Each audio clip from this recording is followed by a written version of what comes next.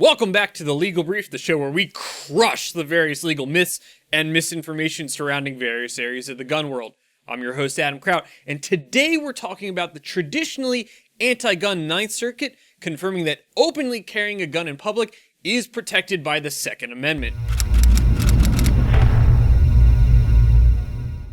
SB Tactical, the originator of the pistol stabilizing brace, set the bar for innovation and product development in the PDW pistol category. From the insanely popular SB-M4 to the adjustable SB-A3 and even kits for pump-action firearms, SB Tactical braces are available for a wide variety of firearm platforms in fixed, adjustable, and side-folding models. To get 15% off your legally transported and carried pistol braces, use the code TGC15 over at sb-tactical.com. Yeah, you heard me correctly. The court that oversees 9 states, including California, Washington, Oregon, and Hawaii, some of the most anti-freedom states in the Union, has confirmed that open carry is covered by the Second Amendment. A little bit of background is needed here. This all started in Hawaii, specifically on the Big Island.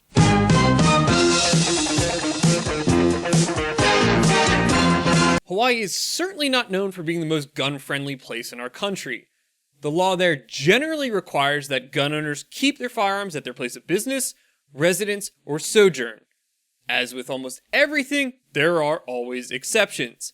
In this case, the exception allows citizens to obtain a license to carry a loaded handgun, either openly or concealed, but only in certain circumstances.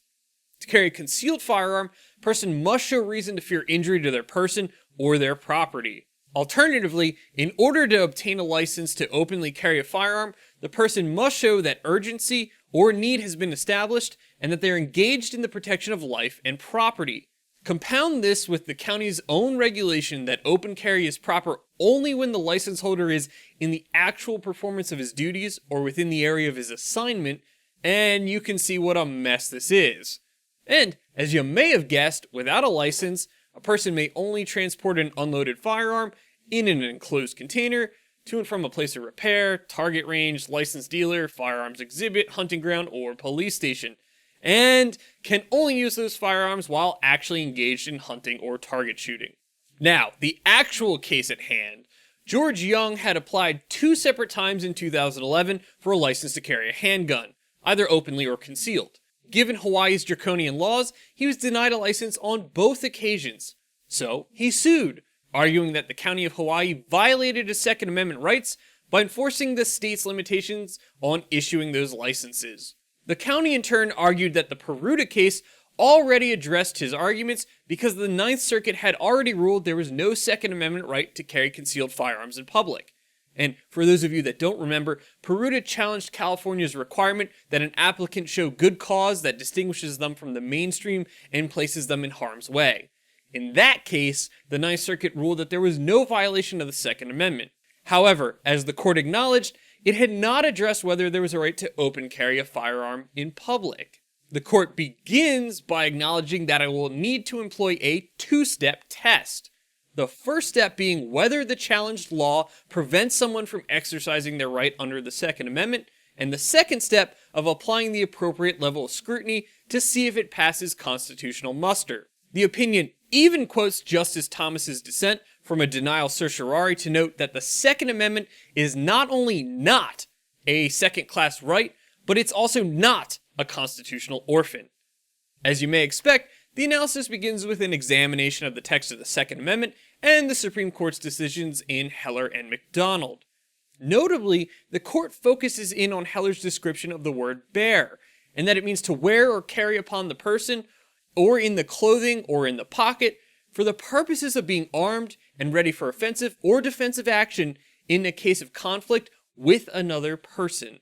Heller further explained that the term has a meaning that refers to carrying for a particular purpose, that being confrontation. As the court itself declared, in short, the text of the amendment, as interpreted by Heller and McDonald, points towards the conclusion that bear implies a right to carry firearms publicly for self-defense.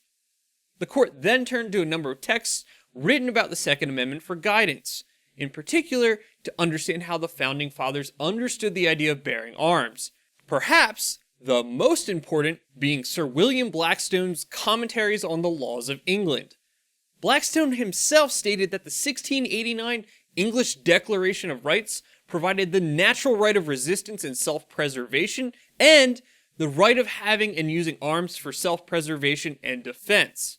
Pretty cool, right? Following a quick analysis of these texts, the court began to examine the state law decisions about the Second Amendment from the 19th century. It looked at decisions from Kentucky, Tennessee, Alabama, Georgia, and Louisiana, all of which were decided in a similar time period, to establish that it was widely believed that there was a right to carry firearms in public. The notable point here being that they all found that openly carrying a firearm may be protected, but concealed may be regulated. The court even examined laws passed after the Civil War, where Congress was passing laws to stop states from stripping freemen of constitutional rights.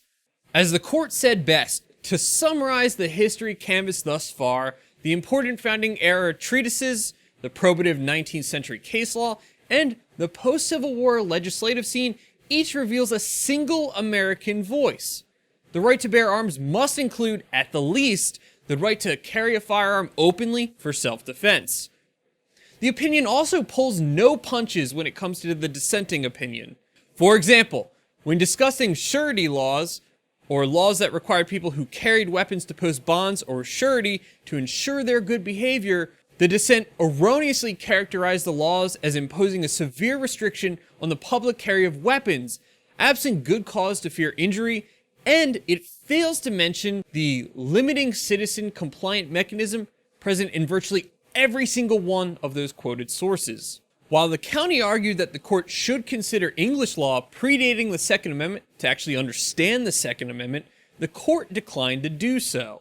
Thus, instead of stitching into the Second Amendment every odd law that hemmed in the rights of 14th century Englishmen, we consider those English laws only to the extent that they inform original public understanding of the Second Amendment. With our historical inquiry properly framed, the fog encircling the Statute of Northampton's true meaning clears away, for the American understanding and implementation of the statute was unambiguously consistent with a robust Second Amendment right to open carry.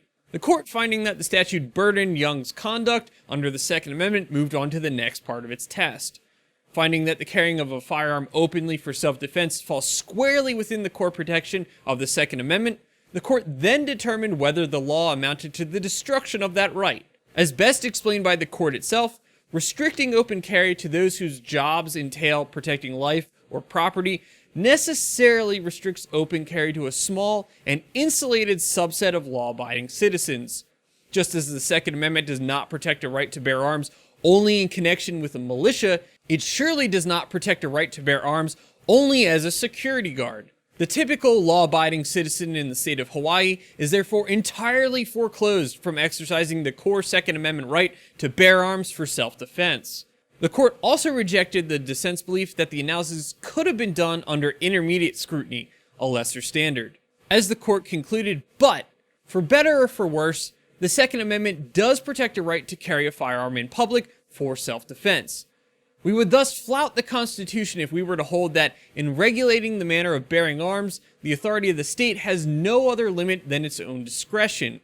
While many respectable scholars and activists might find virtue in a firearms carrying regime that restricts the right to a privileged few, the enshrinement of constitutional rights necessarily takes certain policy choices off the table. So what happens next?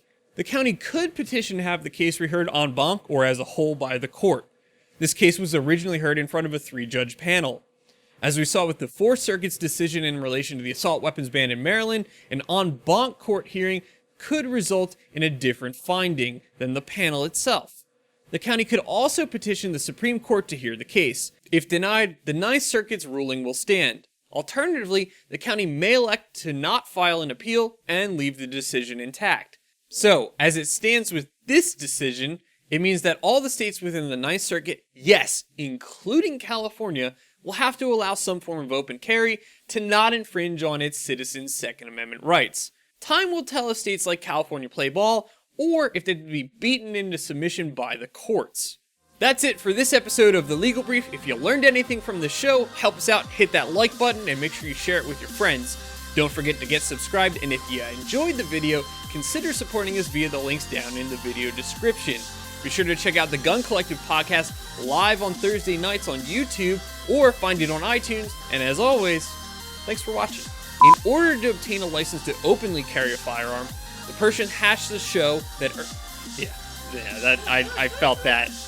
The Persians. It only applies to the Persians. I told you, limited circumstances. The important founding era treatises.